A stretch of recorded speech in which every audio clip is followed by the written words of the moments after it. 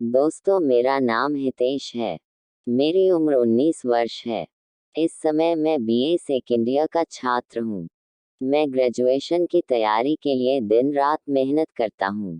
दोस्तों, मैं जब रात में अपने कमरे में पढ़ाई कर रहा होता हूँ तब मेरे घर वाले मुझे डिस्टर्ब नहीं करते।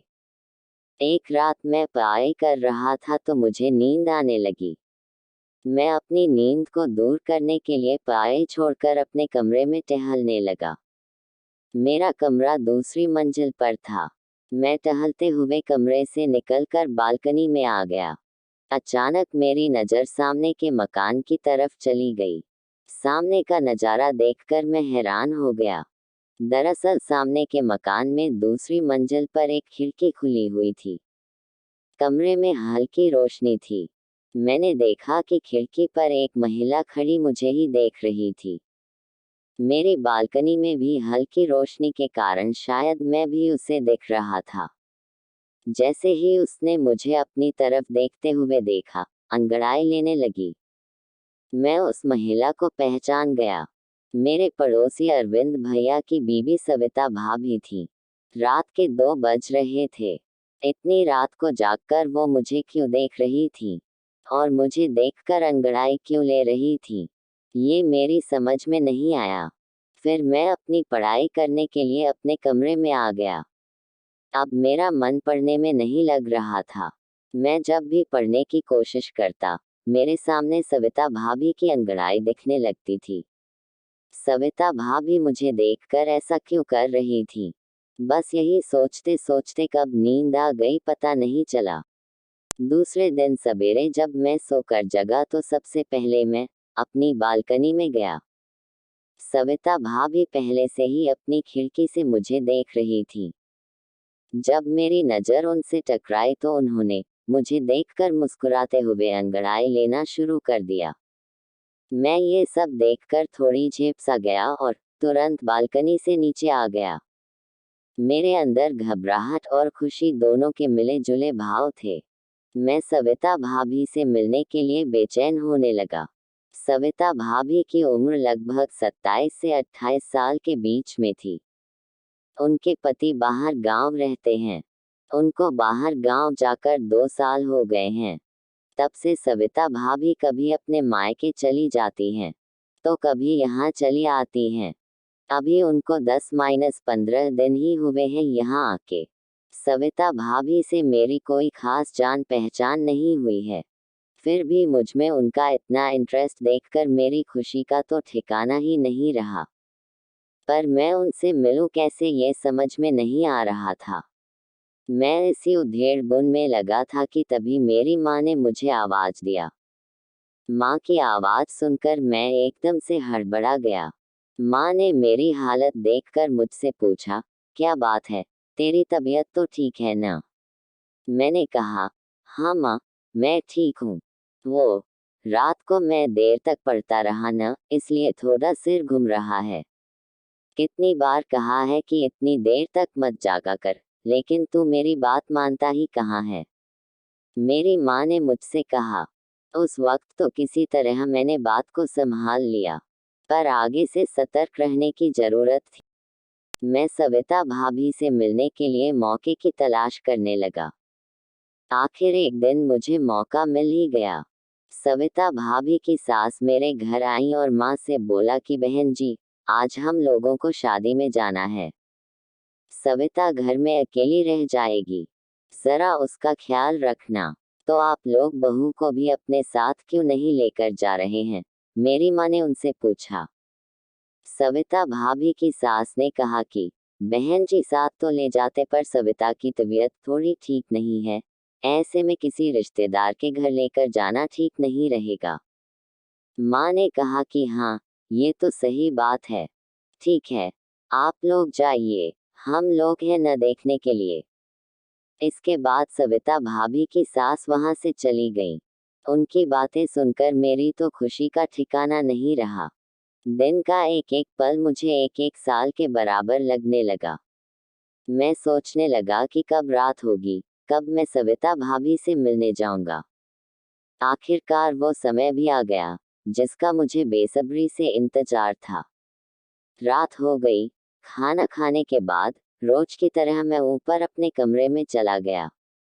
मेरे दिल की धड़कनें तेज हो रही थीं। सविता भाभी अपनी खिड़की पर कब नजर आएंगी, बस मैं यही सोच रहा था। मेरा मन किताबों में बिल्कुल लगी नहीं रहा था। वो तो मैं दिखावे के लिए किताब खोल रखा था। मेरा पूरा ध्यान तो सविता भाभी की खिड़की की तरफ था।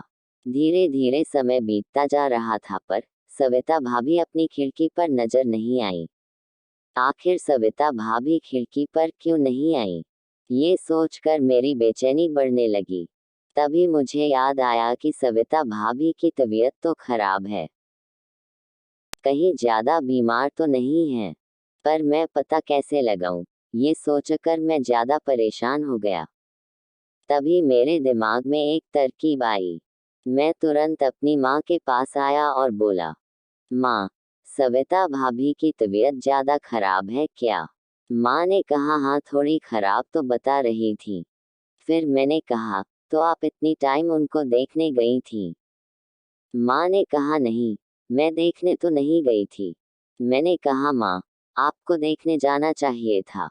चलिए चलकर एक बार देख लेते हैं। माँ ने कहा, हाँ बात तो ठीक कह रहे हो, चलो चलकर देख लेते हैं। फिर मैं माँ के साथ सविता भाभी के घर पहुंचा।